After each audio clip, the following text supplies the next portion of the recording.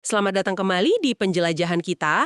Hari ini kita bahas topik yang krusial banget nih buat siapa aja yang di dunia penjualan atau bisnis, yaitu gimana caranya nemuin pembeli yang benar-benar siap transaksi. Sekarang, apalagi kalau pasar lagi ya gitu deh penuh tantangan.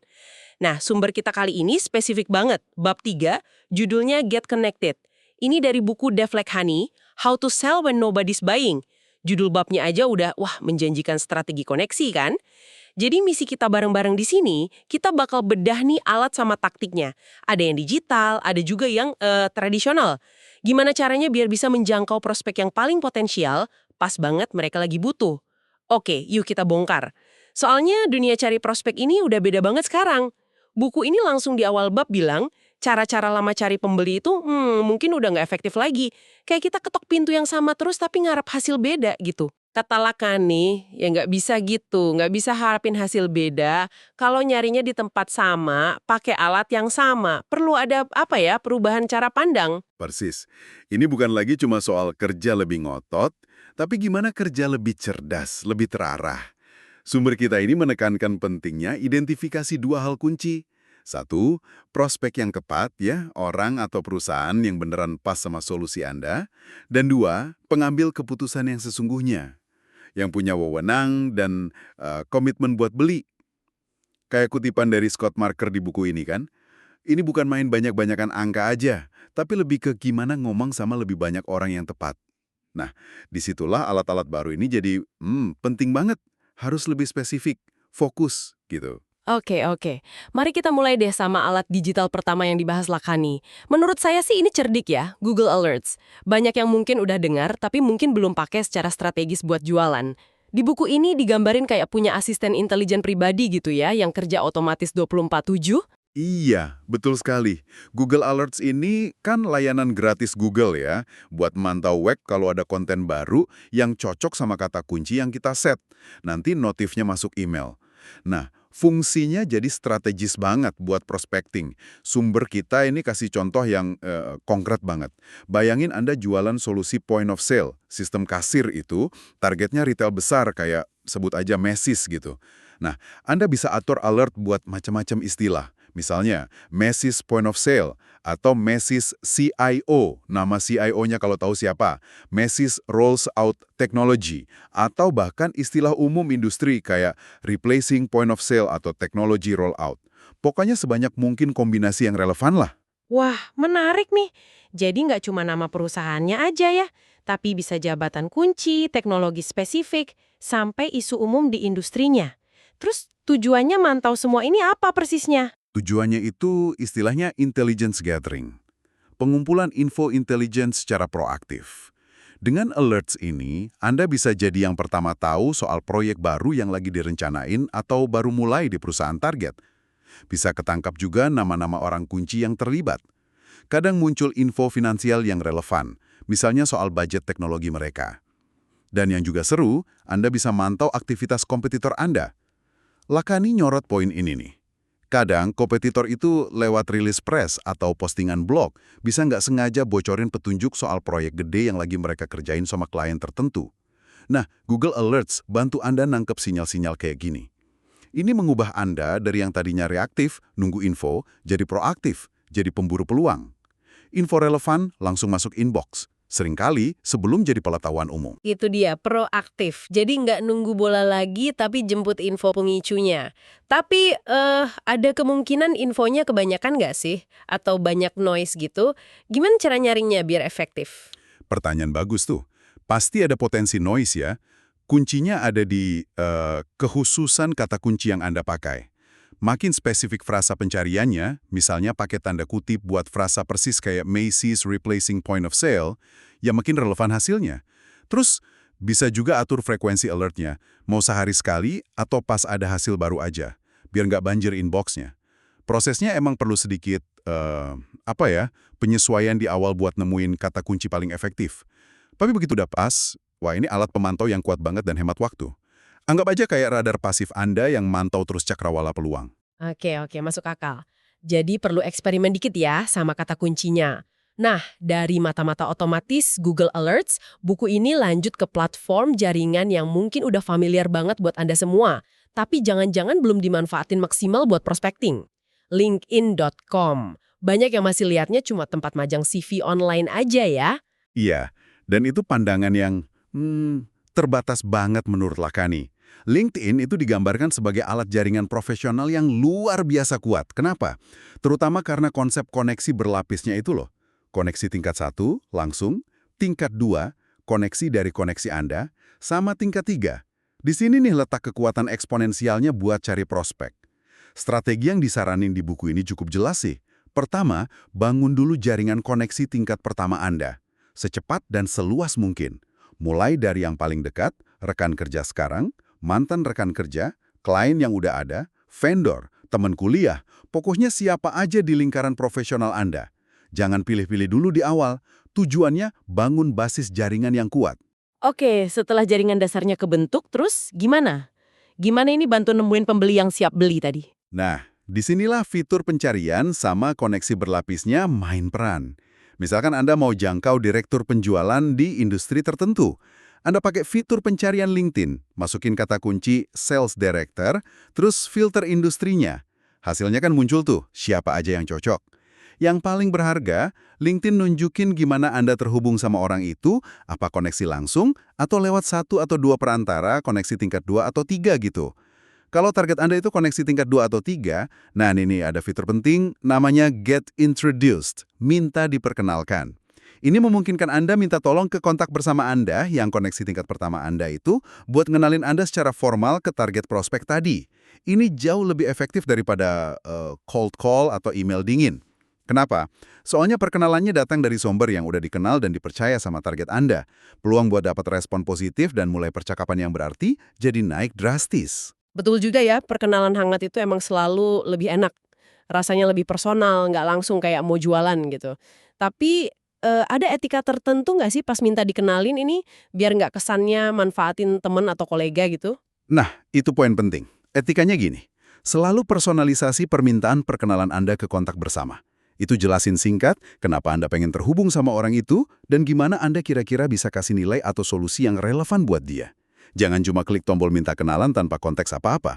Dan ya tentu aja, hargai kalau kontak Anda mungkin ngerasa nggak nyaman bikin perkenalan, bisa jadi ada alasannya kan? Kejujuran sama transparansi itu kunci bangun hubungan jangka panjang, online maupun offline. LinkedIn itu alat, tapi hubungan antar manusia tetap yang utama. Oke. Jadi manfaatin jaringan tapi tetap jaga etika dan hubungan baik ya. Sip. Dari jaringan profesional yang terstruktur di LinkedIn, kita pindah ke alat ketiga yang dibahas Lakhani. Sifatnya lebih real time dan singkat, Twitter. Buku ini nyebutnya platform microblogging. Komunikasi cepat, dulu 140 karakter ya, sekarang lebih panjang sih, tapi intinya tetap ringkas. Bahkan katanya banyak berita muncul di Twitter duluan sebelum media gede. Agak kaget juga ya dengarnya. Iya, kecepatan info di Twitter itu salah satu kekuatannya memang. Nah, buat tenaga penjualan, Lakhani nyorot 2 fungsi utama Twitter menurut sumber ini. Pertama, sebagai alat buat mendengarkan, atau social listening, Anda bisa pantau percakapan banyak orang sekaligus secara real time. Buat ngertiin apa sih yang lagi mereka omongin, minatnya apa, masalah yang dihadapi apa, bahkan keluhan soal produk atau layanan tertentu, termasuk punya pesaing Anda. Ini kayak dengerin denyut nadi pasar atau industri Anda langsung gitu. Mendengarkan itu penting sih. Tapi gimana nerjemahin mendengarkan ini jadi peluang jualan? Nah, disinilah fungsi kedua main, menjangkau dan berinteraksi. Contoh dari buku ini gini, pakai fitur pencarian Twitter atau ya alat pihak ketiga yang mirip fungsinya lah buat menemui percakapan yang pakai kata kunci atau jargon industri Anda. Misal Anda jual software akuntansi UKM, cari orang yang lagi nge-tweet soal software akuntansi terbaik, bingung urus pajak UKM, atau mungkin nama software pesaing tapi nadanya nanya atau ngeluh. Pas Anda nemu percakapan yang relevan, langkah berikutnya itu bergabung di percakapan itu. Tapi ini penting banget, jangan langsung jualan. Itu kesalahan fatal di medsos.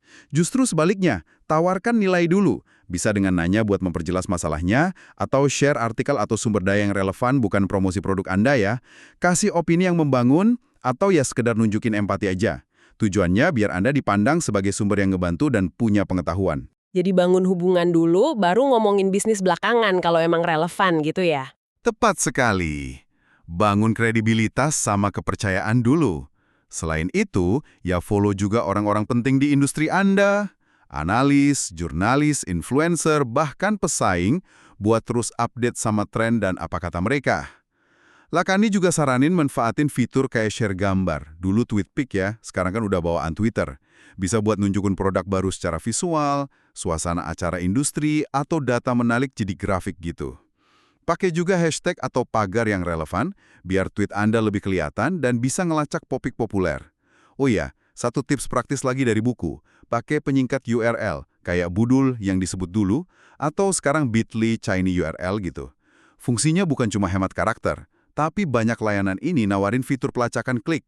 Jadi Anda bisa tahu berapa orang yang ngeklik link yang Anda share, bahkan kadang dari mana asalnya. Ini kan data intelijen tambahan yang oke juga.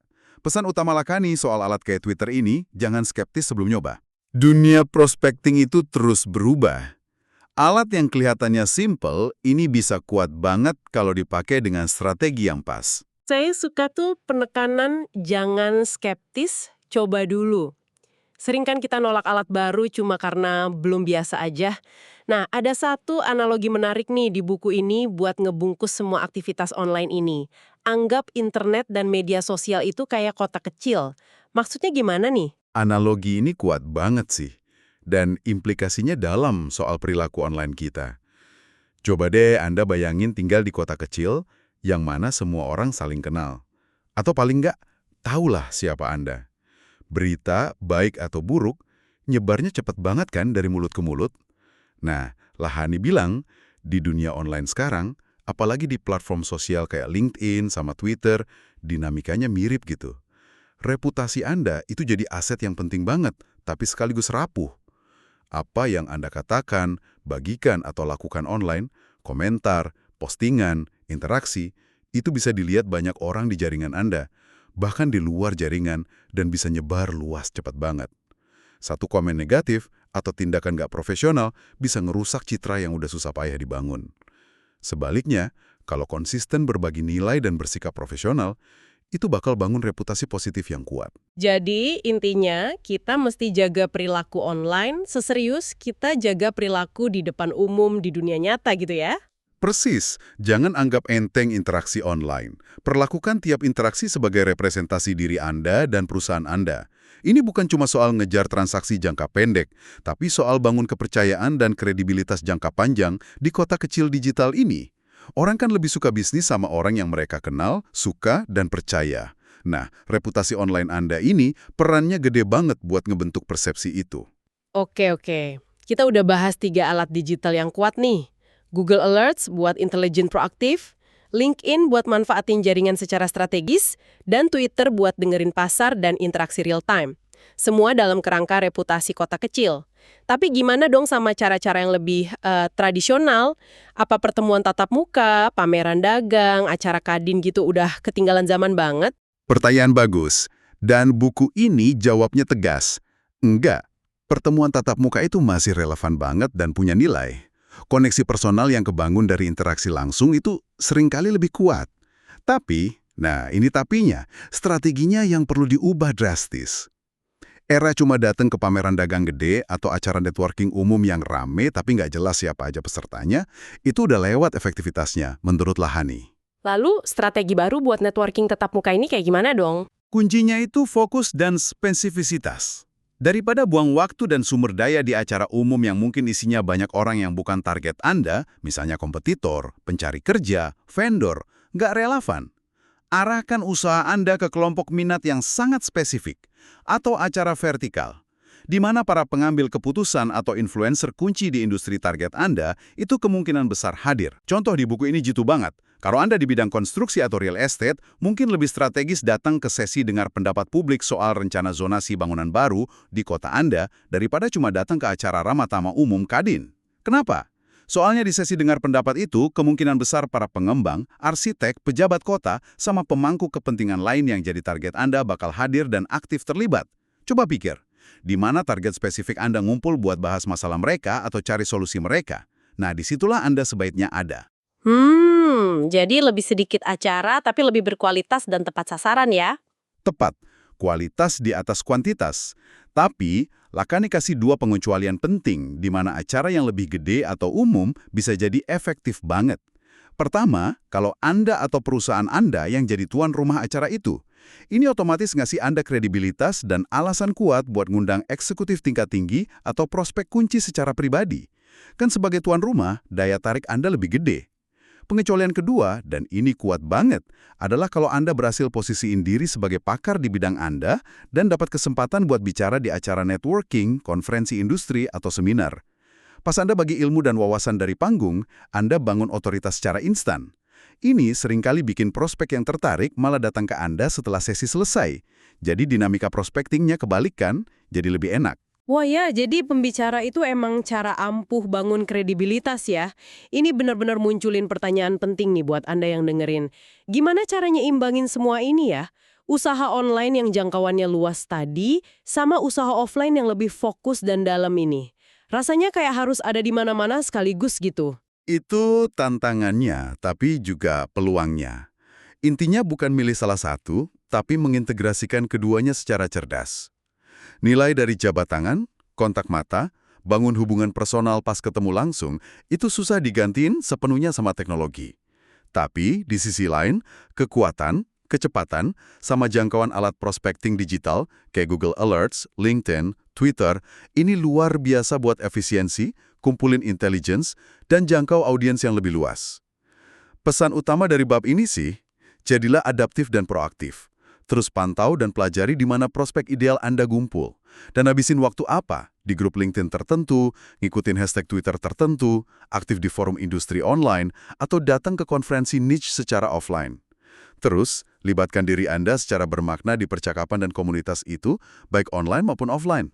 Kayak yang ditekankan Lakhani di dunia penjualan sekarang, seringkali orang yang paling terhubunglah dalam arti bangun hubungan yang bernilai, ya yang akhirnya menang. Ini bukan cuma soal siapa yang Anda kenal, tapi siapa yang kenal Anda. Dan yang lebih penting lagi, gimana Anda bisa bantu mereka. Jadi kesimpulannya nih buat Anda yang mendengarkan, biar bisa benar-benar terhubung sama pembeli yang siap transaksi, apalagi pas pasar lagi menantang, kuncinya ada di perpaduan yang cerdas. Anda perlu manfaatin kekuatan alat digital Google Alerts buat radar peluang, LinkedIn buat ngungkit jaringan Anda, Twitter buat ngerasain denyutnya di pasar real time, sambil terapin strategi tatap muka yang jauh lebih fokus dan bertujuan. Fokus ke acara atau kelompok spesifik di mana target Anda beneran ada. Ini bukan lagi soal milih online atau offline, tapi gimana mengintegrasikan keduanya jadi satu strategi koneksi yang utuh. Nah, sebagai penutup, kami mau tinggalin satu pemikiran nih buat Anda renungkan yang dibangun langsung dari pembahasan bab 3 ini. Mengingat betapa cepatnya teknologi dan perilaku pembeli berubah, lihat aja evolusi platform kayak LinkedIn atau munculnya platform baru lain. Gimana caranya Anda bisa secara proaktif mastiin kalau strategi koneksi Anda, baik online maupun offline, itu tetap relevan dan efektif. Nggak cuma buat hari ini ya, tapi juga buat 1, 2, atau bahkan 5 tahun ke depan. Dan pertanyaan yang lebih konkret lagi nih. Apa satu langkah kecil tapi nyata yang bisa Anda ambil minggu ini buat mulai nyoba, nyempurnain, atau ngintegrasiin salah satu alat atau strategi baru yang kita diskusikan tadi? Mungkin atur satu Google Alert baru yang spesifik banget, atau kirim 5 permintaan koneksi LinkedIn yang dipersonalisasi, atau identifikasi satu acara networking niche yang bakal datang terus rencanain kehadiran Anda. Coba pikirin satu langkah itu aja dulu.